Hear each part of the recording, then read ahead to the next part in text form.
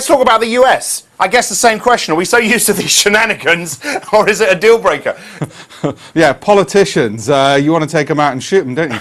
Well, look, anybody who's even read a basic textbook on game theory knows this is how it has to play out. You've got to have both sides taking it to the wire in order for their threats to be credible and for them to get their political way. What the Speaker in Congress, in the House of Representatives, wants is a halt on Obamacare, and this is his way of saying, look, there ain't any money. Let's blame our president, who just keeps on spending more than we can afford. And of course, the Democrats are saying we've got a mandate for this and stop messing around.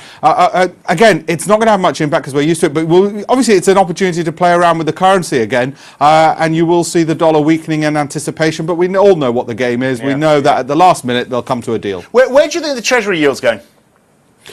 Well, look, actually, if you look at growth in the US, other than this, I mean, I read a report that we could be looking at, if there was a shutdown, and all these reports always come down, if there was a shutdown, we'll get about 1.4% shaved off GDP, as much as 1.4% for the whole year shaved off GDP, which is obviously a phenomenally large figure. That's when you see people taking a view that actually they want to be outside of dollars, and they possibly don't even want to be using US debt in case, let's not forget, this is a country which was downgraded. I think you're probably then looking at potentially a sell-off in US bonds as a result, because it is no longer that safe haven as much. But, you know, we're doing so many ifs this, if that. Well, we've seen in the past that even a downgrade saw their yields drop.